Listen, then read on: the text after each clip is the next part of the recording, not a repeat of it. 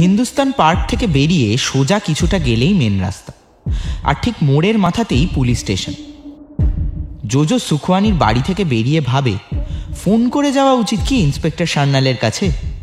ব্যস্ত রাস্তার একপাশে ফুটপাথে দাঁড়িয়ে জোজো ফোনটা বের করে। ইন্সপেক্টর সান্যালের ফোন নম্বর সেভ করে রেখেছিল। কল করতে সঙ্গে সঙ্গে সান্যাল ফোন রিসিভ করে।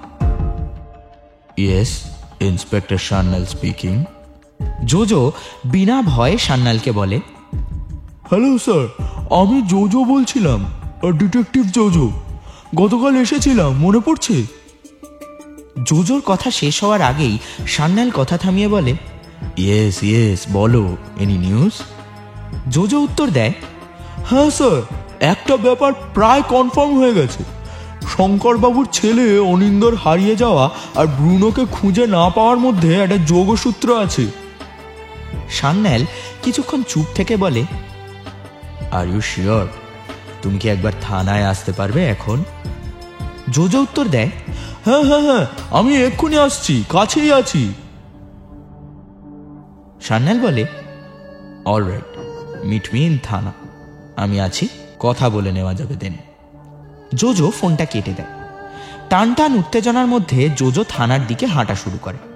কিছু দূর গিয়েছে, অমনি আবার জোজোর ফোনটা বেজে উঠল।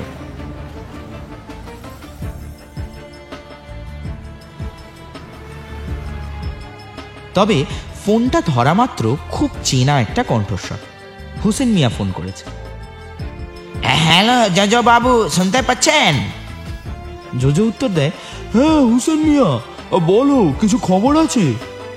হুসেন মিয়া উত্তর দেয়, খবর আছে কিনা জানি না, তবে দোস্ত পেদ্রো ডেকে পাঠিয়েছে তোমাকে। কি কারণ তা বতায়নি।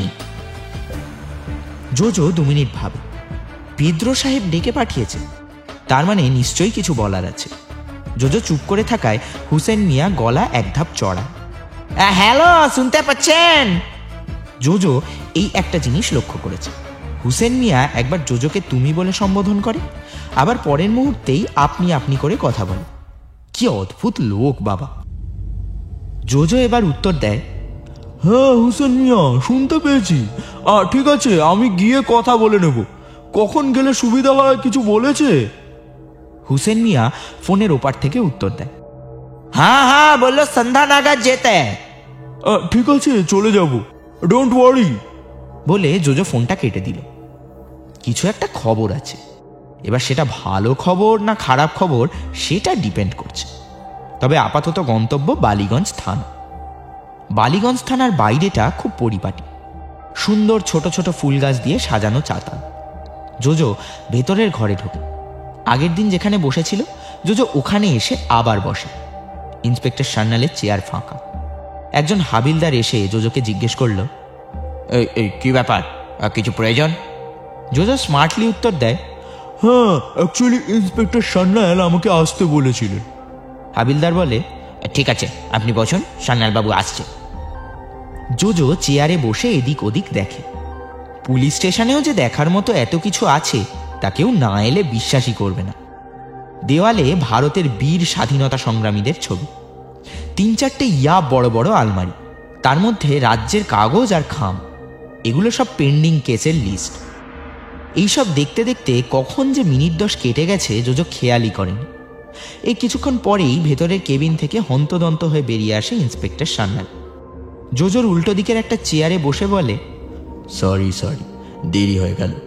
বাই দ্য ওয়ে, যা বলছিলেন আপনি তখন ফোনে, একটু বিস্তারে বলবেন? জোজো সুখওয়ানির সাথে যা যা কথা হলো আজ সকালে সেটা সান্যালকে জানালো। সান্যাল সবটা শুনে ভাবতে বসল। মনে মনে বলল, ভেরি স্ট্রেঞ্জ। তারপর জোজোকে জিজ্ঞেস করলো, এই সুখওয়ানি লোকটা ঠিক কে? জোজো যেটুকু জানে সেটুকুই বলে। দেবাশিস বাবু তো বলেছিলেন সুখওয়ানি লোক ভালো না, হিন্দুস্তান পার্কের ওই একই পাড়াতে এদের বাস। তবে আজ কথা বলে জানলাম সুখওয়ানির পুরনো অ্যান্টিক জিনিসপত্রের কারবার। পার্ক স্ট্রিটের কাছে একটা কিউরিও শপ আছে। বড় লোক যে সেটা হাব ভাব চলন বলনেই বোঝা যায়। এমনকি বাড়িটাও প্রায় অট্টালিকা সমান। টাকার অভাব আছে বলে মনে হয় না, তবে টাকা রোজগারের যে পন্থা সেটা কতটা সৎ সেটা নিয়ে যথেষ্ট ডাউট আছে। ইন্সপেক্টর সান্যালের কপালে ভাঁজের ছাপ স্পষ্ট। সান্যাল বলে, তাহলে আমরা কি সুখওয়ানির উপর নজর রাখবো? কারণ অনিন্দকে লাস্ট তাহলে সুখওয়ানিই দেখেছিল। টাটা সুমোতে অনিন্দ উঠছে আর তার পেছন পেছন দেবাশিস বাবুর পোষা কুকুর ছুটছে। কিরম অদ্ভুত সবটা। তবে এটা যদি সত্যি হয়ে থাকে। সান্যাল থামে, কিছুক্ষণ চুপ থেকে আবার বলে, যদি সত্যি অনিন্দকে কেউ কিডন্যাপ করে থাকে, এখনো অবধি কোনো ফোন আসছে না কেন? কিডন্যাপ করার পেছনে টাকার একটা যোগাযোগ থাকতে পারে, কিন্তু কিডন্যাপাররা কেউ ফোন করছে না টাকা চেয়ে, এটাও অদ্ভুত। জোজো চুপ করে শোনে। এখন পেদ্রো সাহেবের কথা বলা যাবে না সান্যালকে।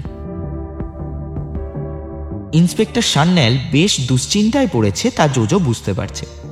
চারপাশ কিরম থমথমে হয়ে আসছে।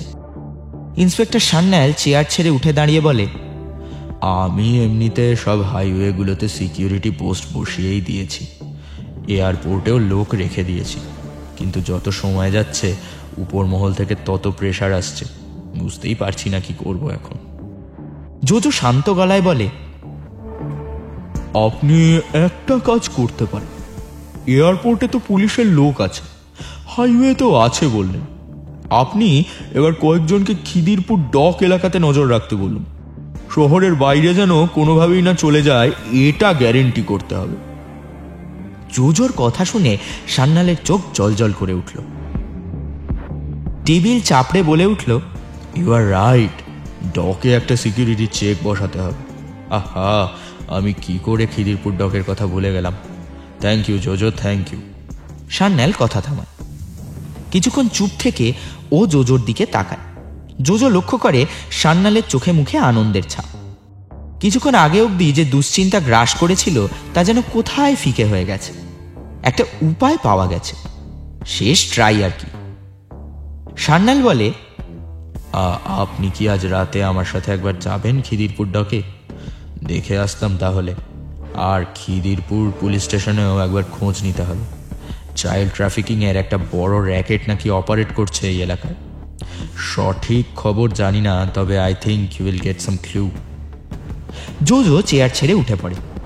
খিদিরপুর ডকে সিকিউরিটি চেক বসানোর কথাটা জোজো অত ভেবে বলেনি। পেদ্রো যেহেতু ডেকেছে আর ওর আস্তানা খিদিরপুরে, তাই আনকনসিয়াসলি খিদিরপুর ডকের কথাটা বলে ফেলেছে সান্যালকে। একদিক থেকে ভালোই হয়েছে। জোজো সান্যালকে বলে, হ্যাঁ, আমি আজ সন্ধ্যায় আপনাকে ফোন করে নেব। I will try to be there with you tonight. Jojo police station থেকে বেরিয়ে আসে। হাত ঘড়িতে সময় দেখে 1:00। খিদে পেয়েছে খুব। এখন একবার বাড়ি ফিরতে হবে। খেয়ে দিয়ে সন্ধ্যায় পেদ্রোর কাছে যেতে হবে। কে জানে কেন তলব করেছে।